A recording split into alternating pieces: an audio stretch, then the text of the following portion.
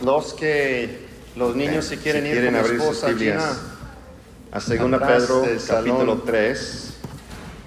2 Pedro capítulo 3. No, ya te dije niños, no tú.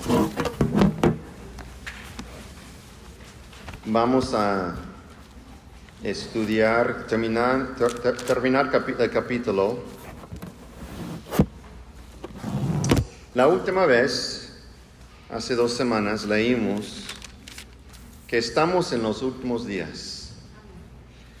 Y Pedro decía que en los últimos días burladores sí van a venir, sí vendrán.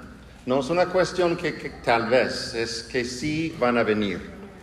Y van a venir intentando de causar dudas en la palabra de Dios. Eso fue el primer engaño que hizo el enemigo con Adán y Eva. ¿A poco Dios dijo? ¿Verdad? Entonces, ellos quieren causar dudas en la palabra de Dios por cuestionar dónde está el regreso de Jesús como Él prometió. Decían, ¿por qué todavía no viene Jesús? ¿Por qué todavía no llega? Entonces vienen así para causar dudas. ¿Ya ven? No va a venir como dijo. Eso era el problema que Pedro estaba diciendo la vez pasada.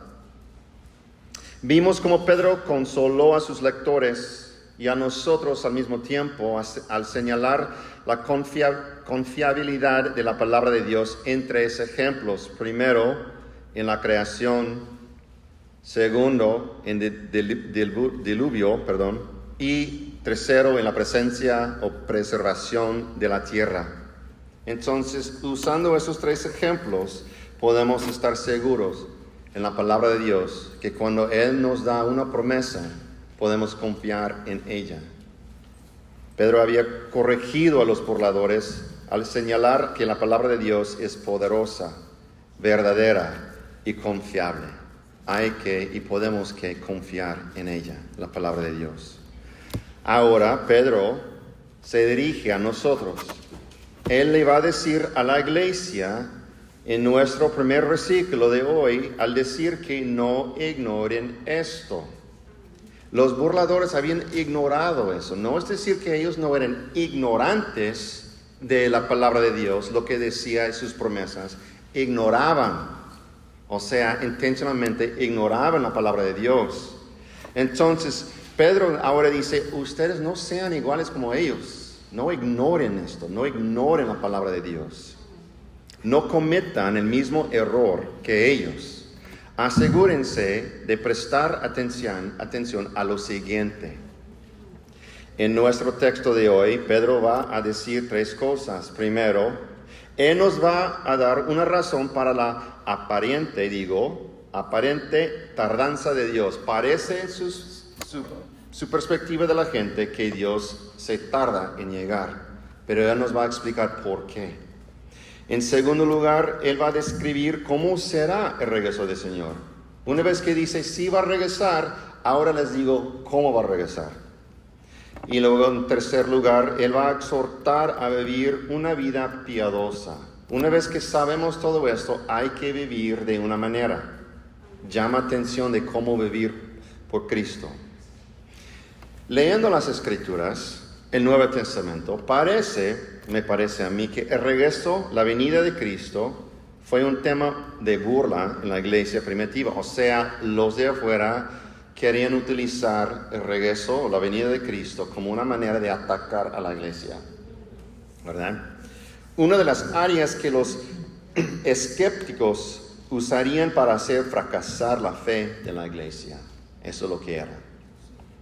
Yo puedo mirar hacia atrás la historia, puedo ver cómo el enemigo usa ciertas verdades, la segunda venida de Cristo es una, y usarlas como para atacar la fe, causar duda, ¿verdad? Podemos decir creación es una de las áreas. Podemos decir matrimonio es otra área. Siempre es causar duda en lo que la palabra de Dios dice. Y siempre están atacando verdades. En un área específica.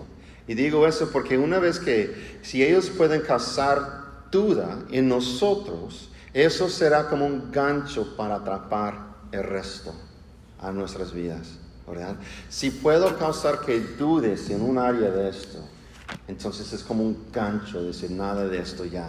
Una vez que digamos que, bueno, eso no siento que es la palabra de Dios, no podemos confiar que el resto es la palabra de Dios. ¿Toda es la palabra de Dios o nada? Así es. Entonces, en el primer siglo, como mencioné, la iglesia estaba muy preocupada por el regreso a la venida de Cristo. En la mente de todos los creyentes estaba la pregunta de cuándo y cómo iba a regresar Jesús. Y había pánico. Pedro aquí estaba tratando con los burladores que ellos estaban intentando de hacer fracasar la fe de los creyentes, diciéndoles que Cristo no va a regresar, como dijo. Entonces ellos estaban diciendo, no va a regresar. ¿Sabes cómo es esto, no? Alguien te dice que ahorita voy, ¿verdad? Ahorita voy. Voy allá, y luego después de un tiempo, no va a llegar, no viene, ¿verdad? Así era el problema con la iglesia aquí en Pedro. Pero con Pablo era diferente. Pablo tuvo que consolar a la iglesia que pensaba que se había perdido la segunda venida de Cristo. Ellos, ¿qué pasó? ¿Ya pasó? Pensaron que fueron dejados atrás. Estaban siendo engañados por quienes querían torcer las Escrituras. Entonces aquí en Pedro, en su audiencia, pensaban que todavía no va a venir y no va a venir para nada. En Pablo, la iglesia de que con quien Pablo estaba hablando, ellos pensaron que ya había venido y se fue, y los dejaron atrás. El problema era que todos esperaban que Jesús regresara inmediatamente y que vendría a conquistar a sus enemigos, establecer su reino. Obviamente no pasó así. No pasó así como ellos pensaban.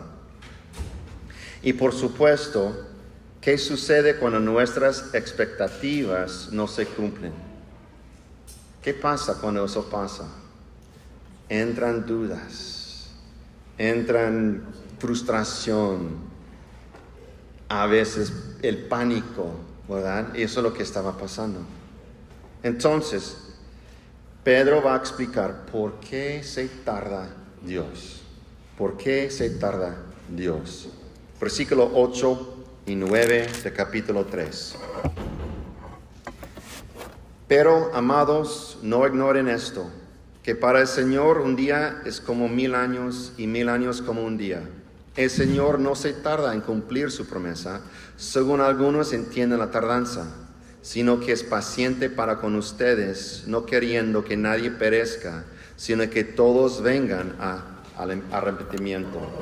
Entonces Él nos va a decir por qué se tarda. Pero no es como que Él se tarda como nosotros nos tardamos. Es diferente y hay una razón. Para comenzar aquí, Pedro explica la razón por citar Salmo 94, que dice así, es un poquito diferente, pero es similar. Porque 1000 años son ante tus ojos, son como el día de ayer que ya pasó, y como una vigilia de la noche. Obviamente, él lo dice de una manera diferente, pero significa lo mismo, que el tiempo para nosotros es diferente que el tiempo o la hora para Dios, porque Él está fuera del tiempo y nosotros estamos dentro del tiempo. Nosotros estamos bajo la ley del tiempo y Él no. Entonces no debemos tomar esas palabras literales, no es decir que hoy domingo, que es un día, son 1000 años para Dios. No es así. Está simplemente diciendo que el tiempo no es igual para Él que nosotros. Simplemente significa eso. Está fuera de tiempo y nosotros marcamos 24 horas del día y 365 días del año y Él no. Es diferente. Entonces, el primer punto de Pedro sobre por qué percibimos una demora en la obra de Dios en su creación es porque Él no está sujeto a la misma ley del tiempo que nosotros. Por lo tanto, como Dios no está limitado por el tiempo como nosotros, no podemos considerar su no llegar como si fuera una demora, una tardanza. Es simplemente no es tiempo. Siempre decimos, es en el tiempo del Señor, ¿verdad? No es que está llegando tarde, ¿verdad? Es que todavía no es tiempo. Y Él nos va a dar el propósito. Y hay siempre un gran propósito. Yo puedo pensar en ocasiones donde yo estoy orando a Dios por algo. Quiero que Él haga algo en mi vida. Y no contesta. Me tiene esperando. Y más tiempo que yo quiero esperar. Solamente para darme cuenta que cuando ya suceda, por eso fue. ¿Verdad? Por eso fue. Si hubiera pasado antes, no hubiera salido igual, ¿verdad? Entonces, siempre me pasa mi vida así. Su tiempo es perfecto, ¿verdad? Entonces, Él sí tiene un propósito. Versículo 9 dice, otra vez, el Señor no se tarda en cumplir su promesa, según algunos entienden la tardanza, sino que es paciente para con ustedes. ¿Por qué? No queriendo que nadie perezca, sino que todos vengan al arrepentimiento. Para mí eso es un propósito glorioso, ¿no? Eso. Esa palabra tardarse, ¿qué significa? Prolongar el tiempo de actuar o proceder, es posponer, diferir. ¿Cuántas veces has estado esperando a Dios? Ya mencioné eso. A veces me brinco mis notas, ¿no? El propósito del tiempo de Dios con el regreso de Cristo es que quiere que todos vengan a arrepentimiento. Quiere salvación para la gente. ¿Has una vez pensado que la tardanza de Dios es que Él es paciente para con ustedes? ¿Lo han visto así?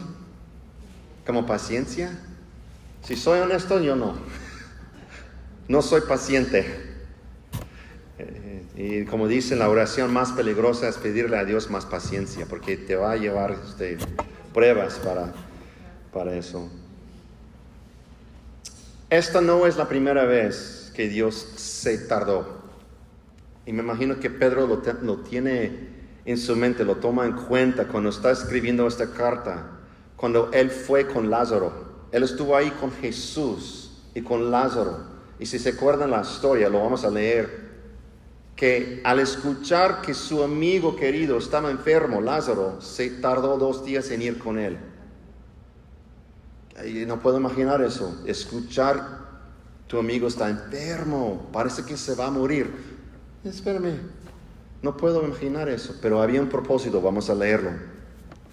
Vengan conmigo a Juan. Lo escribí mal, no te dije, estamos en Juan 11, en Lucas. Te lo mandé mal. Juan 11. Vamos a estar en versículo 1 a 27. Voy a leer mucho y nada más dar unos detalles ahí.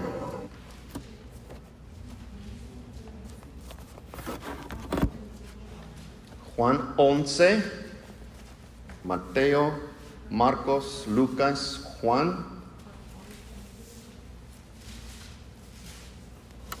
Eso me gusta. La primera vez que yo fui a esa conferencia, yo fui solo. Pero Gina estaba mirando la conferencia en vivo. Y como habían 3,000 personas ahí en el santuario, cuando el pastor dijo, abran conmigo a tal libro, tal capítulo, Gina me manda un mensaje, suena como agua. Como, imagínate, 3,000 personas. Y así se oía como agua, como lluvia. Era muy bonito, dijo. Juan 11, versículo 1. Estaba enfermo cierto hombre llamado Lázaro, de Betania, la aldea de María y su hermana Marta. María, cuyo hermano Lázaro estaba enfermo, fue la que ungió al Señor con perfume y le secó los pies con sus cabellos. Las hermanas entonces mandaron a decir a Jesús, Señor, el que tú amas está enfermo. Entonces, Jesús conoce a esta familia re bien, hasta que los quiere, los ama. Entonces, está enfermo, entonces ellos mandan por él. Cuando Jesús lo oyó, dijo, esta enfermedad no es para muerte, sino para la gloria de Dios. Eso es el propósito número 1. Él menciona, cada vez que ustedes leen ahí en la Biblia una doctrina o algo y dice, ¿para qué? Eso es el propósito, lo que está escrito. Entonces, dice, esto es para la gloria de Dios, para que el Hijo de Dios sea glorificado por medio de ella. Eso es propósito número 1. Y Jesús amaba a Marta y a su hermana y a Lázaro. Cuando oyó pues que Lázaro estaba enfermo, entonces se quedó 2 días más en el lugar donde estaba.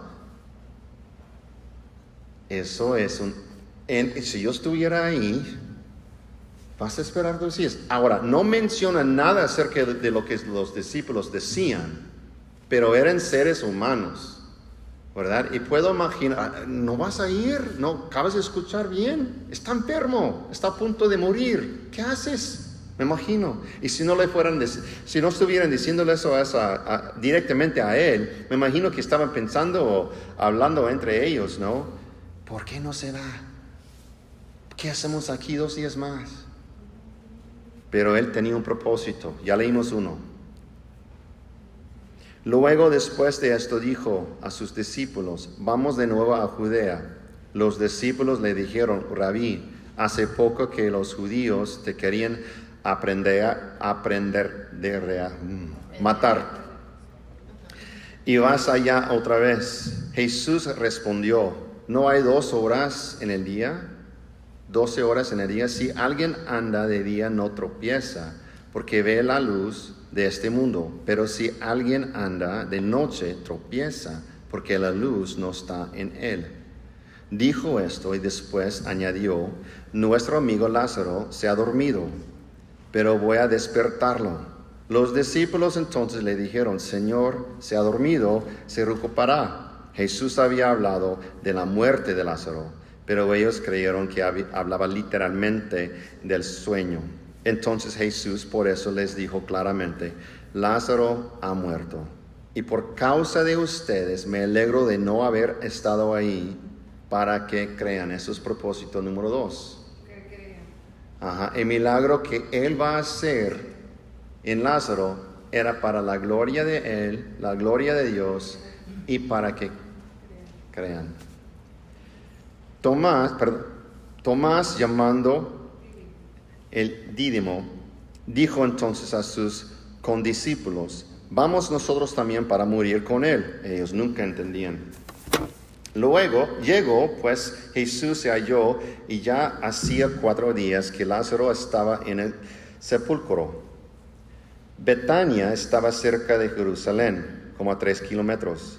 Y muchos de los judíos habían venido a la casa de María y Marta para consolarlas. Tomen en cuenta eso, que muchos estaban ahí, muchos judíos estaban ahí, por la muerte de su hermano. Entonces Marta, cuando oyó que Jesús venía, lo fue a recibir, pero María se quedó sentada en casa. Y Marta dijo a Jesús, Señor, si hubieras estado aquí, mi hermano no habría muerto. Aún ahora yo sé que todo lo que pidas a Dios, Dios te lo concedería. Tu hermano resucitará, le dijo Jesús.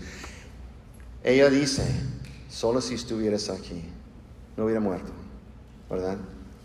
Pero se tardó 2 días en llegar. Marta le contestó, yo sé que resucitará en la resurrección en el día final. Jesús le contestó, yo soy la resurrección y la vida. El que cree en mí, aunque muera, vivirá. Y todo el que vive y cree en mí, no morirá jamás.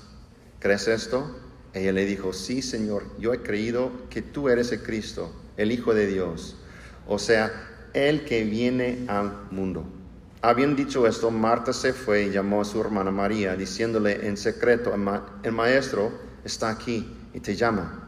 Tan pronto como ella lo oyó, se levantó rápidamente y fue hacia él. Porque Jesús aún no había entrado a la aldea, sino que todavía estaba en el lugar donde Marta había encontrado. Creo que quiero terminar ahí, perdón. Vamos a 38. Entonces, eso es la cena.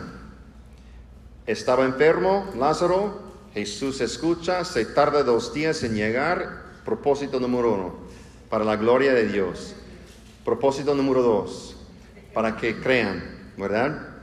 Llega, está muerto, todos reconocen que si estuviera ahí no hubiera muerto, pero ahora vamos a leer qué más dice. Versículo 38. Entonces Jesús de nuevo, profundamente conmovido, fue al sepulcro. Era una cueva y tenía una piedra puesta sobre ella. Quiten la piedra, dijo Jesús. Marta, hermana del que había muerto, le dijo, Señor, ya huele mal, porque hace 4 días que murió. Jesús le dijo, ¿no te dije que si crees verás la gloria de Dios? Entonces quitaron la piedra. Jesús alzó los ojos y dijo, Padre, te doy gracias porque me has oído. Yo sabía que siempre me oyes.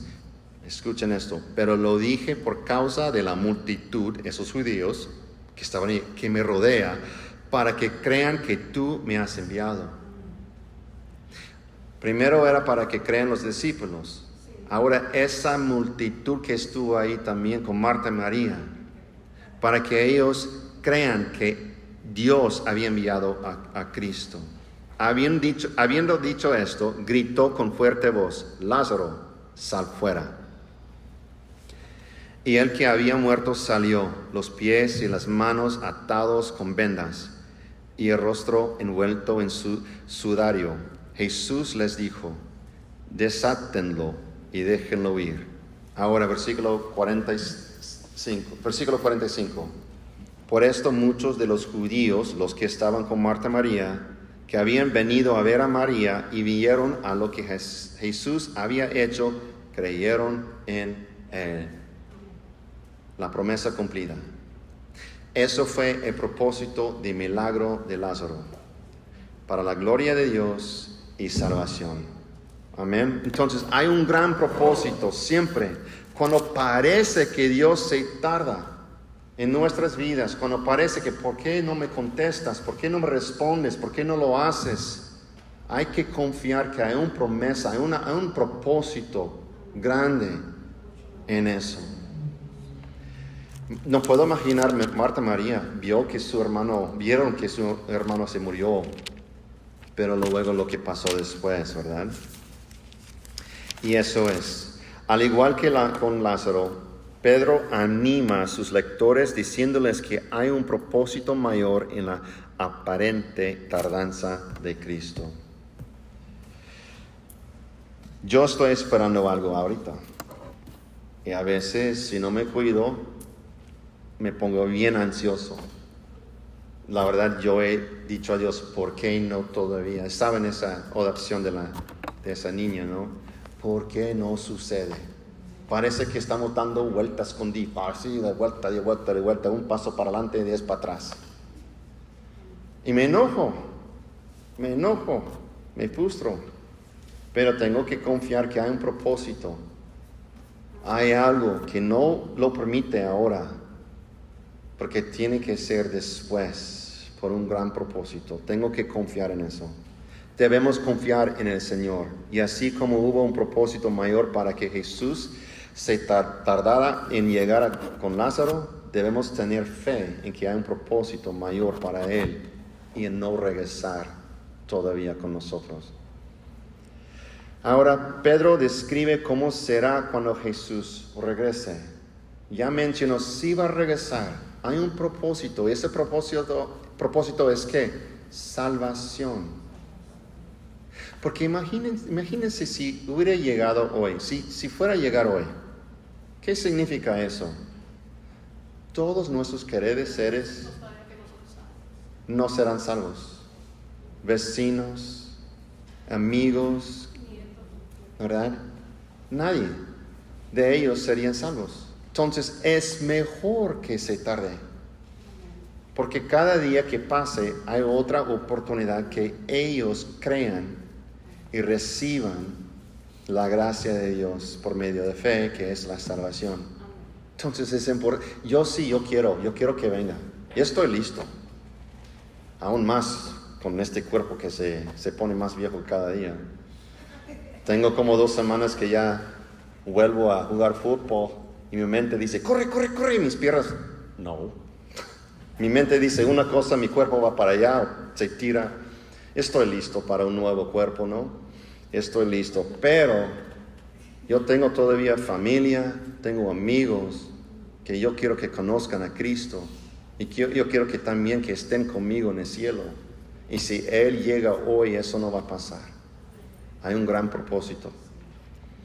Ahora el versículo nos va a contar cómo va a regresar Jesús. Versículo 10 a 13. Dice: pero el día del Señor vendrá como ladrón, en el cual los cielos pasarán con gran estruendo, y los elementos serán destruidos con fuego intenso, y la tierra y las obras que hay en ella serán quemadas. Puesto que todas estas cosas han de ser destruidas de esta manera, ¿qué clase de personas no deben ser ustedes en santa conducta y en piedad, esperando y apresurando la venida del día de Dios, en el cual los cielos serán destruidos por fuego y los elementos se fundirán con intenso calor? Pero según su promesa, nosotros esperamos nuevos cielos y nueva tierra en los cuales mora la justicia. Después de haber refutado los burladores, Pedro ahora afirma la certeza de la venida del Señor, día del Señor. Una vez que Dios ha esperado con paciencia y determina que el momento ha llegado, Jesús sí va a regresar. Jesús sí viene por nosotros, pero es en el tiempo del Señor. Y ese día se llama el día del Señor, como fue mencionado aquí. Eso será un gran momento de emoción para los que están en Cristo. Pero a la vez será el día en que pasemos de la muerte a la vida eterna con nuestro Señor y Salvador, pero también será un día de juicio a todos los que no están en Cristo. Serán echados al lago de fuego, que es la segunda muerte. Hay unas religiones que dicen que todos los caminos llegan a Dios. En un cierto punto es cierto, porque todos vamos a tener que presentarnos enfrente del trono de Dios para el juicio. Nada más no va a llegar, todos los caminos no van a llegar a la vida eterna, pero todos sí vamos a estar enfrente de Dios para el juicio. Entonces, Pedro no nos dice cuándo, no mencionó cuándo eso va a pasar. Jesús mismo dijo: nadie sabe el día ni la hora, solamente su Padre lo sabe. ¿Verdad? Pero sí nos explicó cómo va a suceder.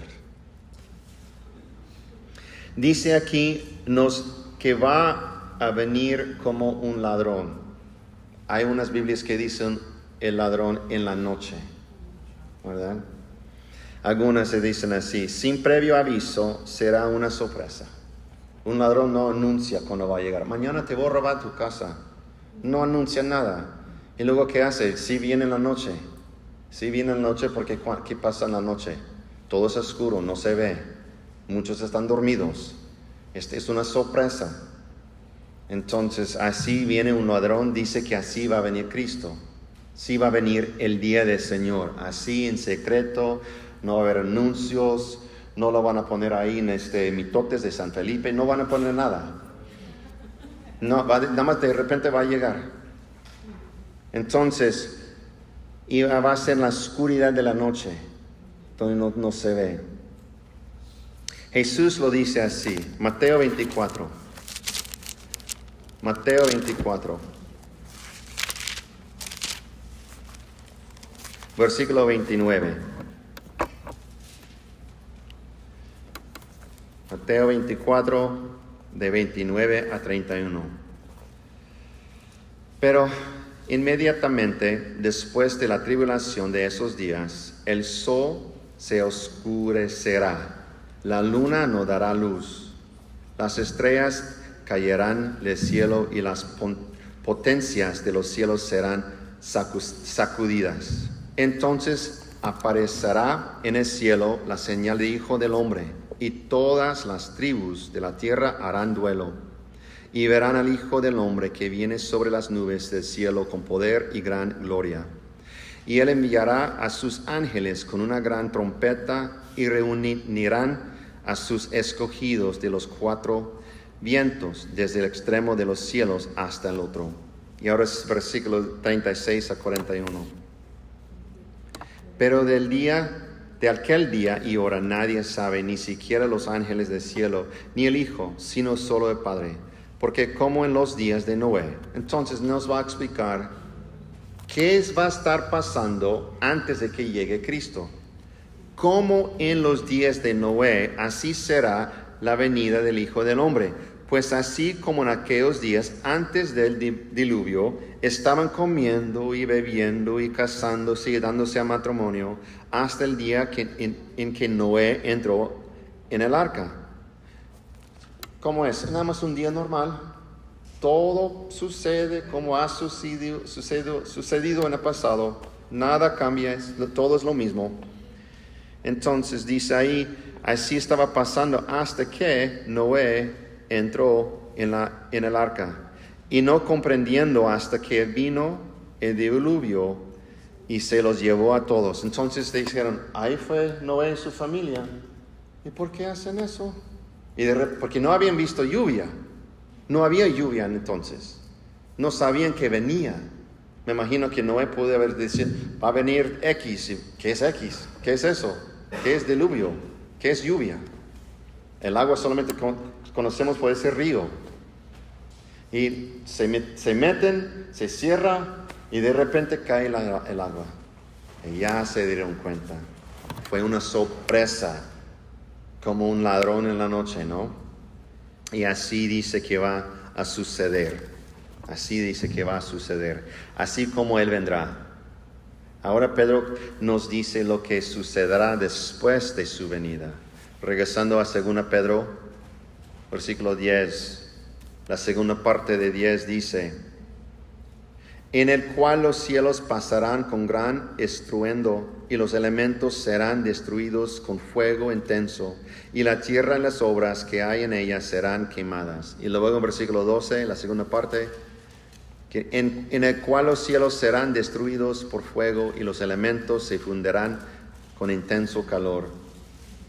Es decir, que todo será destruido. Todo lo que conocemos ahora de los cielos y la tierra serán destruidos. Todo. Por fuego esta vez. Y no el agua. Pero no debemos perder la esperanza. Hay esperanza. Él dice en versículo 3 la promesa que tenemos. Pero según su promesa nosotros esperamos nuevos cielos y nueva tierra en los cuales mora la justicia. Esperamos una nueva tierra, nuevos cielos. También en Apocalipsis nos cuenta acerca de un nuevo cuerpo. Vamos a leer eso. Es una gran promesa. Apocalipsis 21. Apocalipsis 21, versículo 1 a 7. Entonces, vi un cielo nuevo y una tierra nueva. Esto es el apóstol Juan mirando. Porque el primer cielo y la primera tierra pasaron, y el mar ya no existe. Ya vi la ciudad santa, la nueva Jerusalén, que descendía del cielo de Dios, preparada como una novia ataviada para su esposo. Entonces oí una gran voz que decía desde el trono, el tabernáculo de Dios está entre los hombres, y Él habitará entre ellos, y ellos serán su pueblo, y Dios mismo estará entre ellos. Él enjugará toda lágrima de sus ojos, y ya no habrá muerte, ni habrá más duelo, ni clamor, ni dolor, porque las primeras cosas han pasado. El que está sentado en el trono dijo, yo hago nuevas todas las cosas. Y añadió, escribe, porque estas palabras son fieles y verdaderas. También me dijo, hecho está, yo soy el alfa y la omega, el principio y el fin. Al que tiene sed, yo le daré gratuitamente de la fuente de agua de la vida. El vencedor heredará estas cosas, y yo seré su Dios, y él será mi hijo. Eso es una captura, una imagen de cómo va a ser. No nada más un nuevo cielo y una nueva tierra, sino que un nuevo Jerusalén, nuevo cuerpo, no hay dolor. Me gusta esa frase que parece que no fuera importante, insignificante quizás, pero dice aquí que va a llegar en versículo 2, preparada como una novia ataviada para su esposo. Yo me acuerdo cuando yo estaba ahí esperando a Gina que llegara al templo y entra y veo cómo estaba preparada. Digo, eso no es Gina, ¿quién es ese modelo? Y cada detalle, y yo sé de los detalles porque me contó de todo lo que la persona que le peinó, la persona que le puso el maquillaje, que todo, y como todo salió mal, pero yo no hubiera sabido eso porque yo vi algo perfecto en mi vista, de cada pelito hasta los deditos, todo ordenado y perfecto, y así va a llegar en Nueva Jerusalén. Es una bonita imagen, ¿no? A la luz de esto, ¿cómo debemos vivir?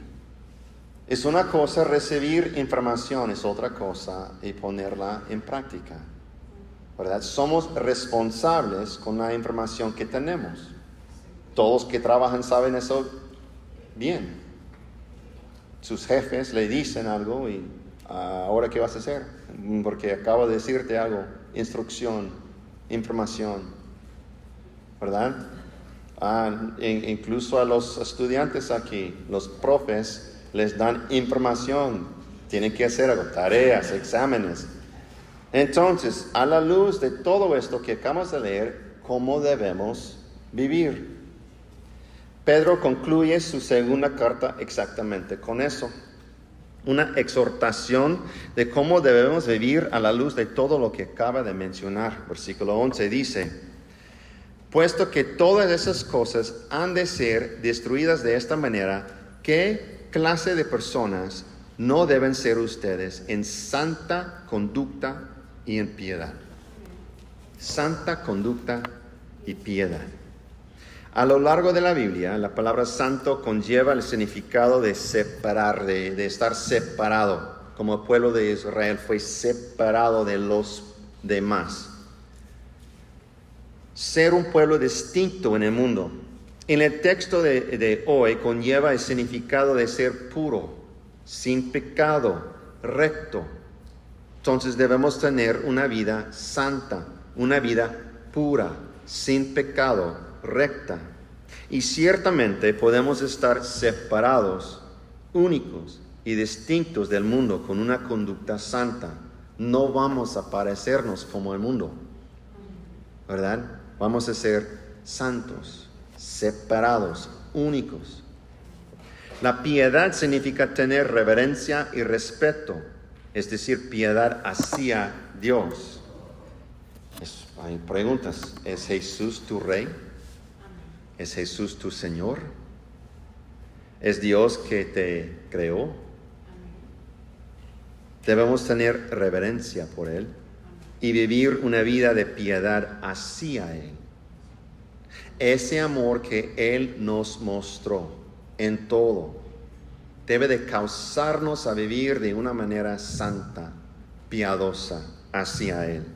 Y eso es la exhortación que vamos a leer en los versículos finales, 14 a 18. Por tanto, amados, por todo eso, por todo lo que acabo de escribir, por todo lo que acabo de mencionar, el día del Señor, la segunda venida de Cristo, las promesas que todavía hay que cumplir. Por tanto, amados, puesto que ustedes aguardan estas cosas, procuren con diligencia ser hallados por Él en paz, sin mancha e irreprensibles. Consideren la paciencia de nuestro Señor como salvación, tal como les escribo también nuestro amado hermano Pablo, según la sabiduría que le fue dada.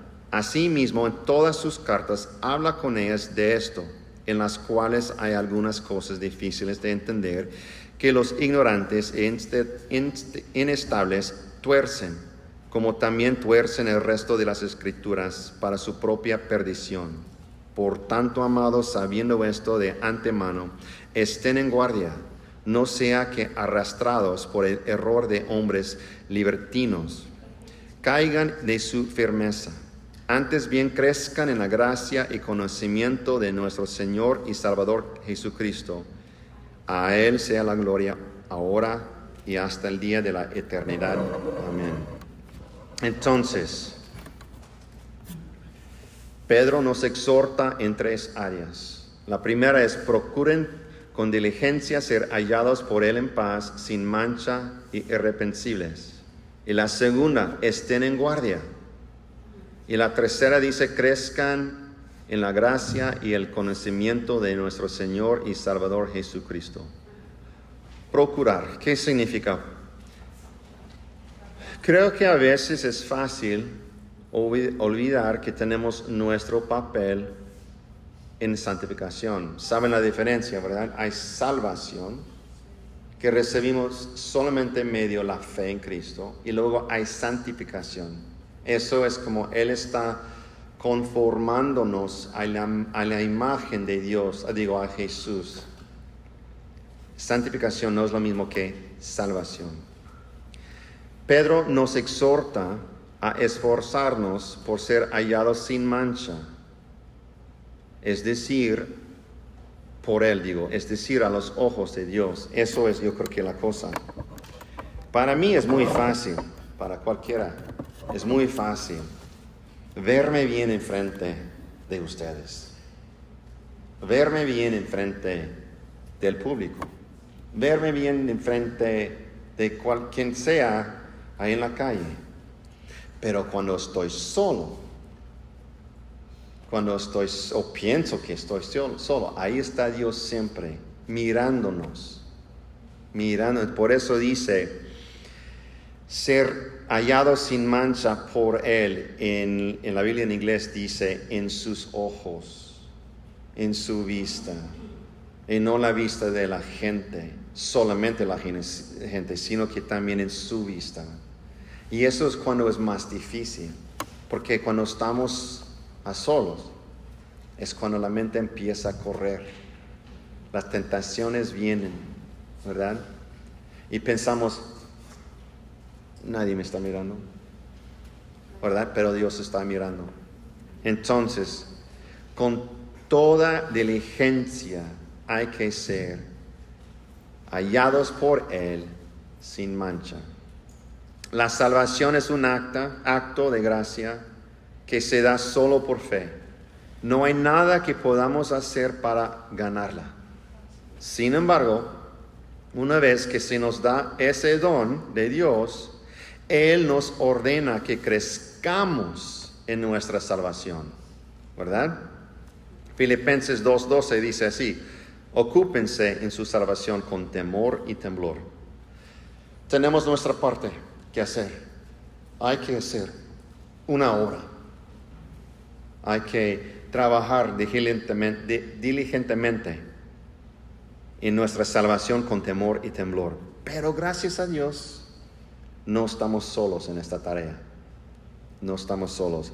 Segunda de Pedro 1:3 dice: pues su divino poder nos ha concedido todo cuanto concierne a la vida y la piedad, la vida y la piedad.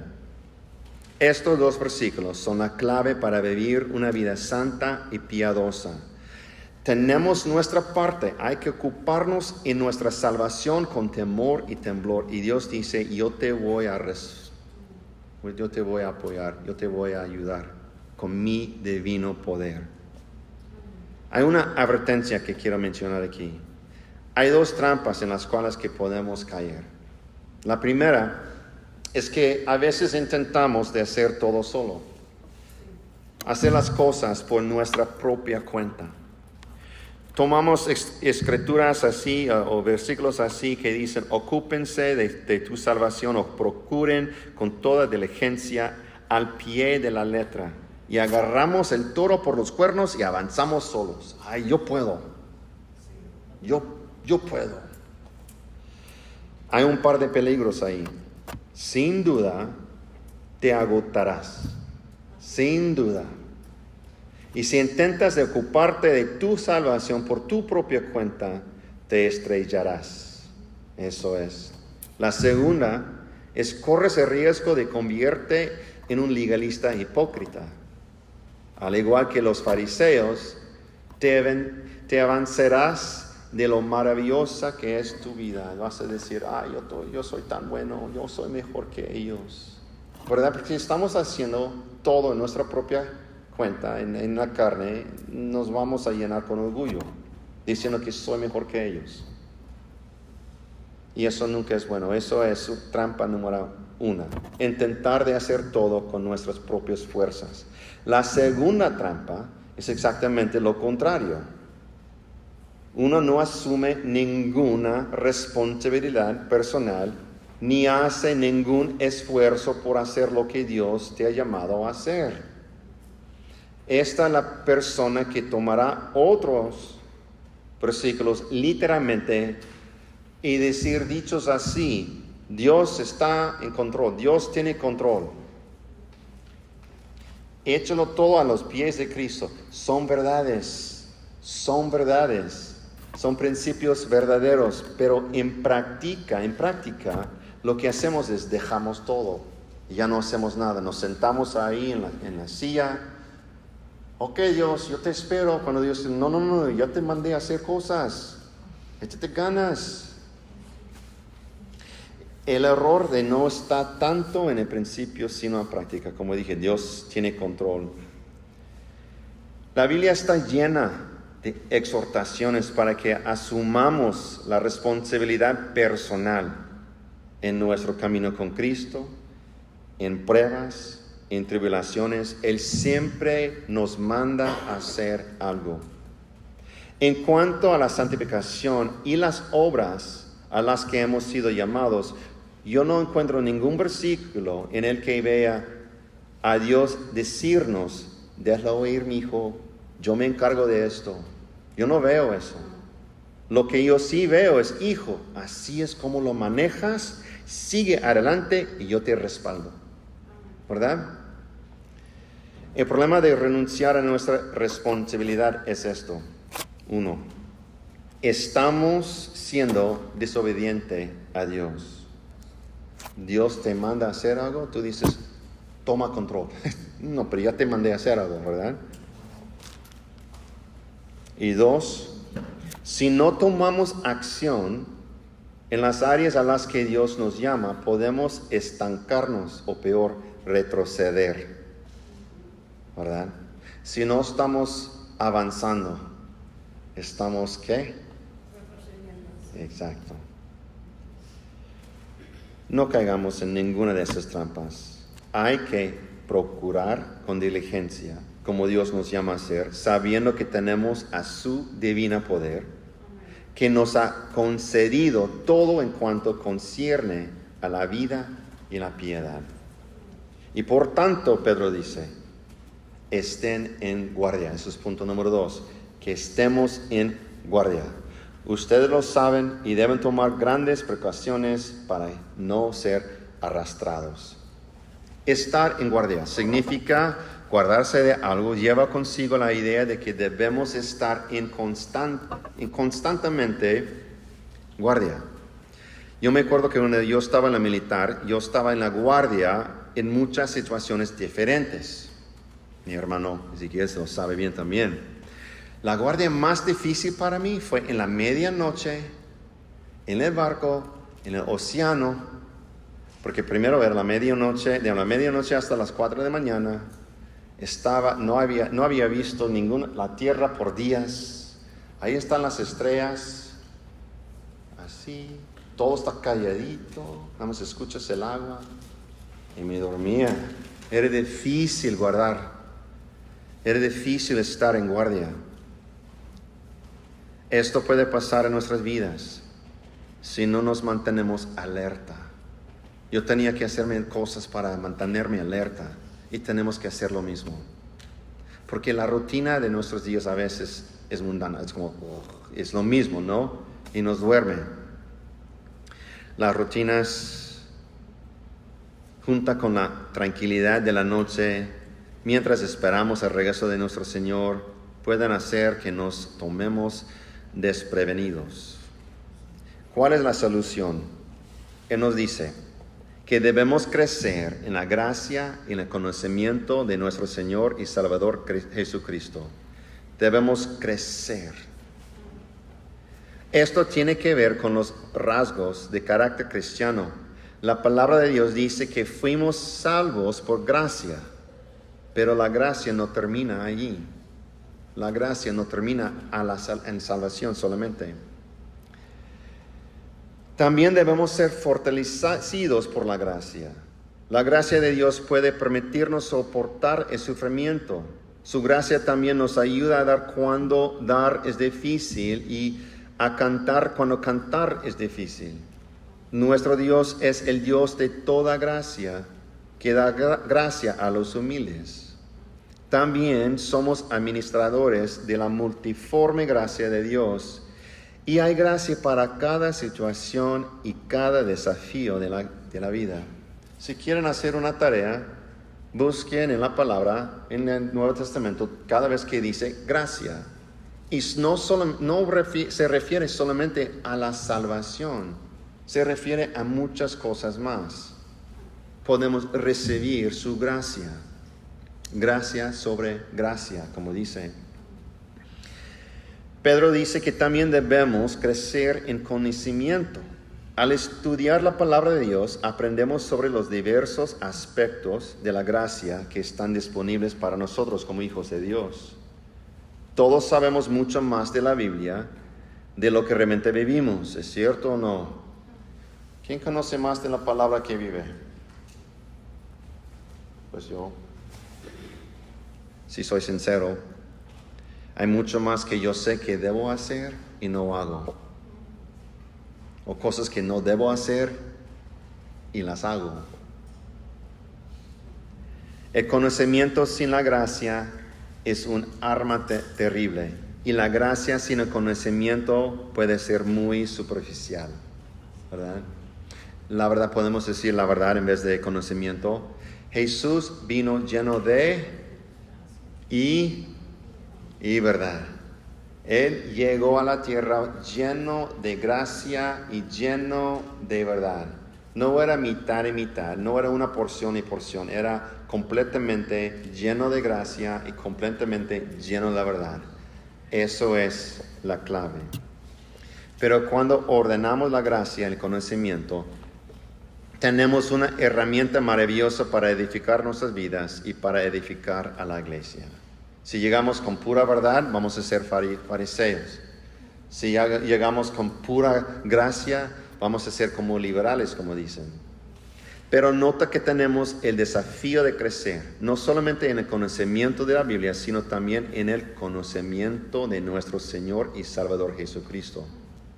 Cuanto mejor conocemos a Cristo a través de la palabra, más crecemos en la gracia.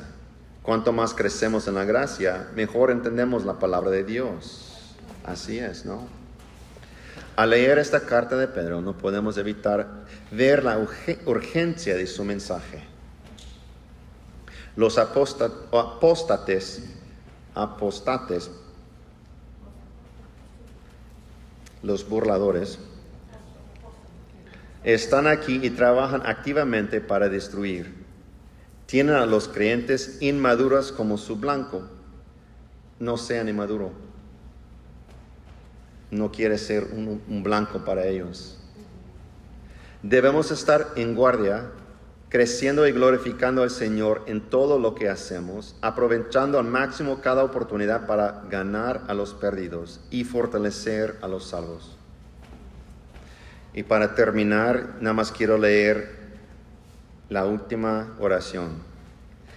A Él sea la gloria ahora y hasta el día de la eternidad. Amén.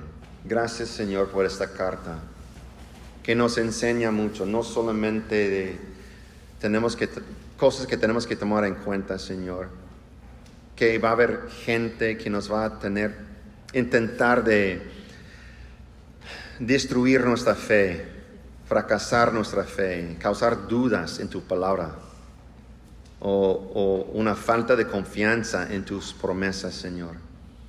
Podemos confiar en tu palabra. Pero también, Señor, gracias por la exhortación de vivir una vida santa, piadosa. Y lo podemos hacer a través de la palabra de Dios en el poder del Espíritu Santo. Pero si nos llamas a hacer nuestra parte, y te pido, Señor, que ayudes a cada uno aquí a caminar con Cristo, a caminar en rectitud, a ser único dentro de San Felipe, Baja California, Señor. De cuando la gente de este estado, este pueblo, vea a la iglesia, que ellos noten, hay una diferencia en ellos. ¿Qué es lo que ellos traen? Yo quiero eso, Señor. Gracias por esta carta el día de hoy, para tu palabra y sobre todo gracias por enviar a tu Hijo Jesucristo, nuestro Salvador. Amén. Póngase de pie, vamos a cantar una vez más.